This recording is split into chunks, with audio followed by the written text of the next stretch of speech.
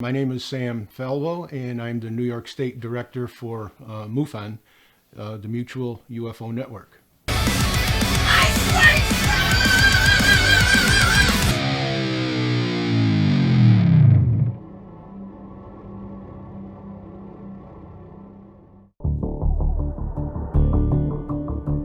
Unidentified flying objects.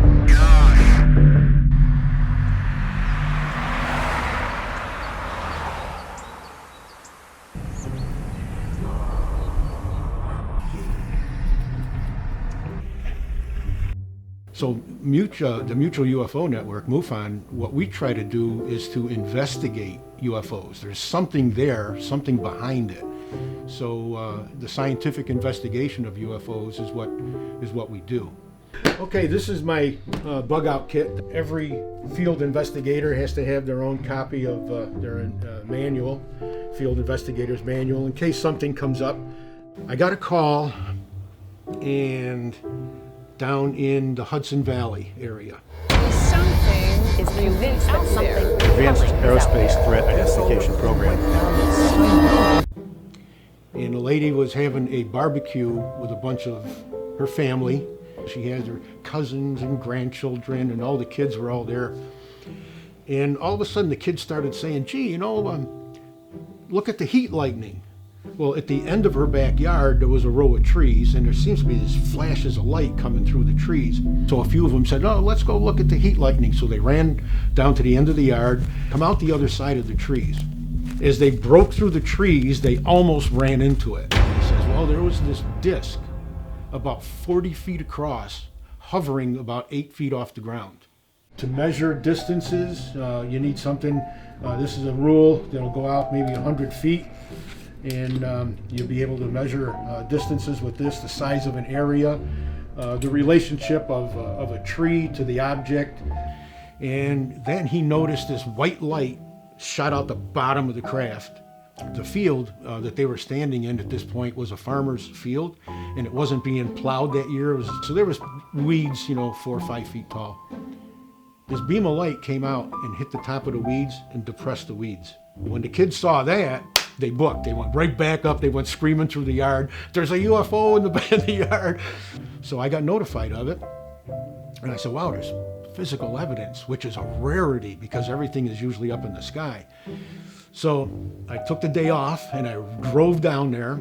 I've got a Geiger counter and that kind of a thing, EMF meters. This little device here is an EMF meter that I use.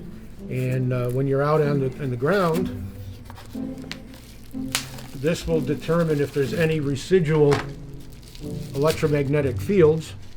And then here is a manual for monitoring radioactivity, how to measure it. And this is the Geiger counter that I use. It's called a Gamma Scout.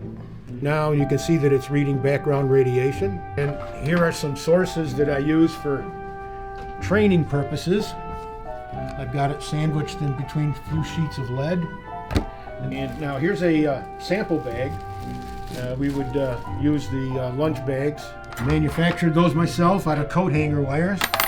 When we got into where the depression was, I had one of the other kids guide me there.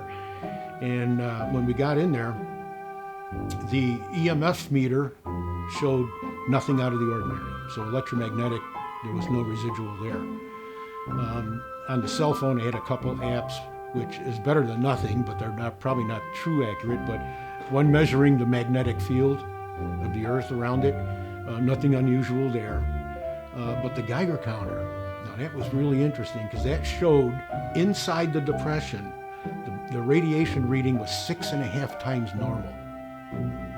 Yeah. So something depressed the grass and made the ground radioactive, and nobody can argue that fact. You can't say it was a hoax because I was there and I measured it myself. And kids are not going to be able to get their hands on radioactive material and sprinkle it on the ground.